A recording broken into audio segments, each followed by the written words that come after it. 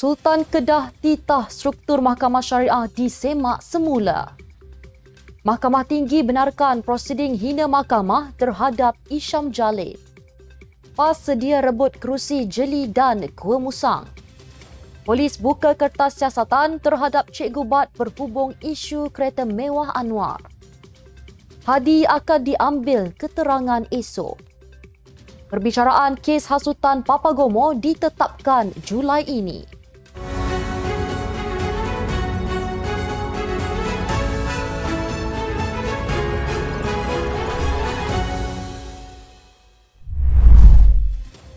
Bismillahirrahmanirrahim. Assalamualaikum warahmatullahi wabarakatuh. Salam Malaysia Madani. Bersama saya Mirakilah dalam Netstem News edisi petang 4 Mac 2024 bersamaan 23 Syaban 1445 Hijrah. Sebelum itu jangan lupa untuk subscribe YouTube Netstem TV dan follow Facebook Netstem Malaysia.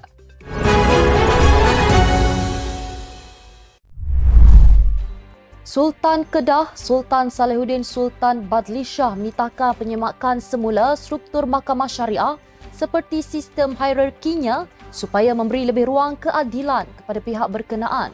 Baginda bertitah kerajaan perlu membaiki kedudukan jawatan hakim Mahkamah Syariah agar setanding sistem diguna pakai di Mahkamah Sivil.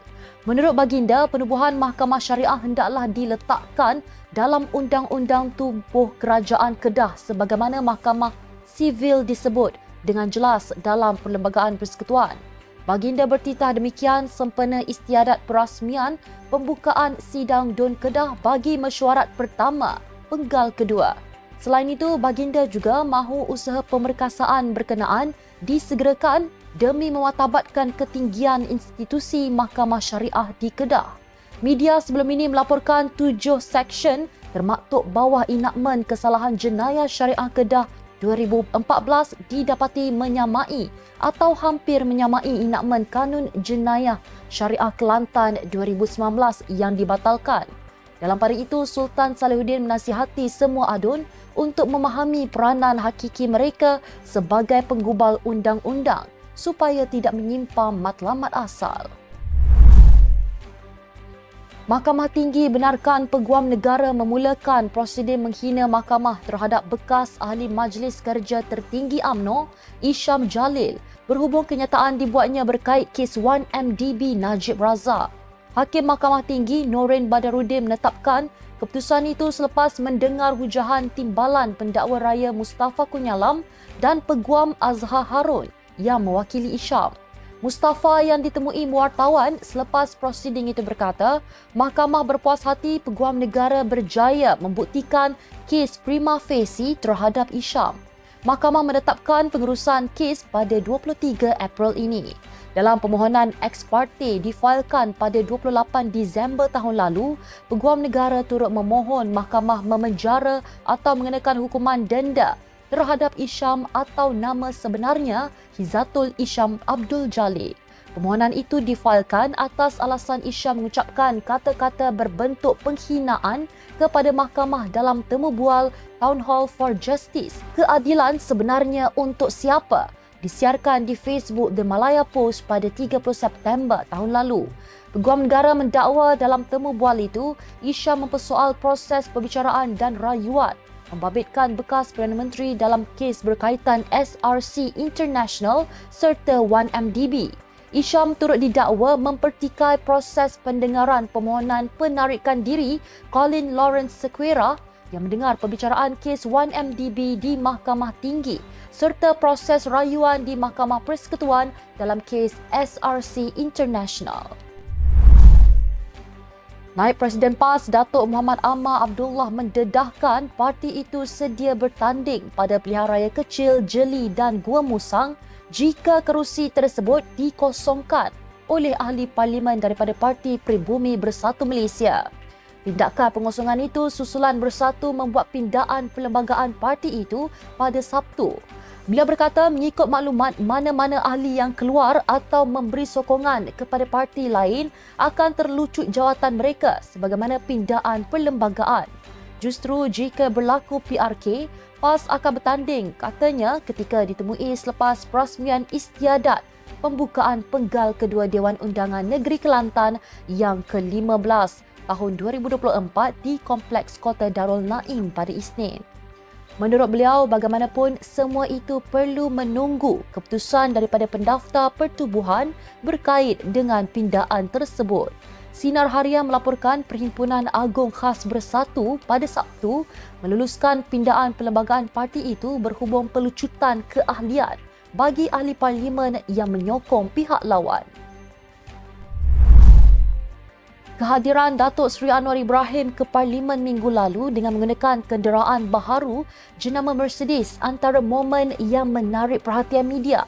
Kenderaan baharu jenis S-Class berwarna hitam dengan nombor pendaftaran VEV 1158 itu disedari digunakan Datuk Seri Anwar semasa ke Parlimen pada Khamis. Perkara itu bagaimanapun dijadikan modal oleh tentera cyber pembangkang untuk menyerang Datuk Seri Anwar.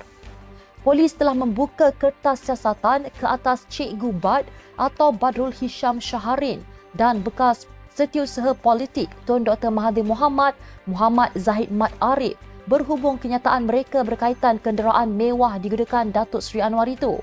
Difahamkan kenderaan itu merupakan kurniaan Yang di-Pertuan Agong Sultan Ibrahim kepada Perdana Menteri.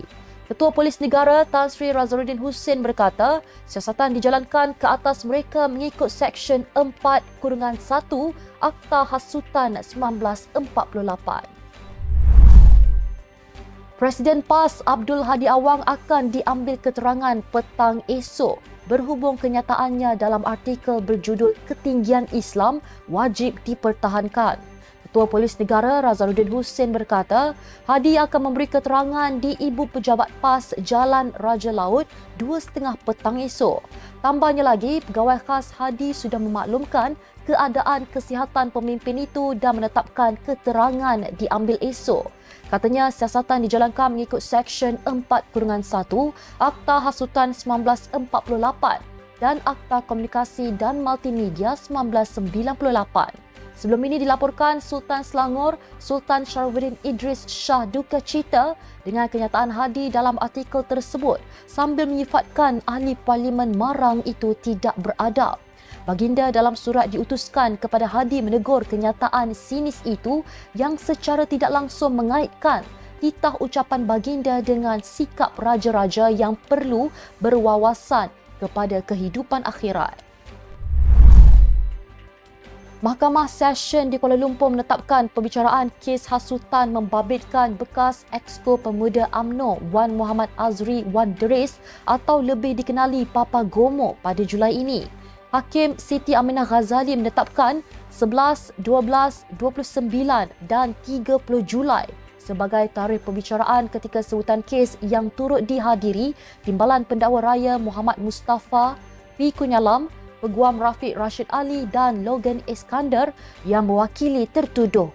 Mahkamah juga menetapkan 18 April ini bagi sebutan semula kes. Pada 8 Januari lepas, Wan Muhammad Azri mengaku tidak bersalah atas pertuduhan menyebut kata-kata menghasut yang mengaitkan kerajaan pro kepada Israel dan Barat di laman Facebook tahun lepas.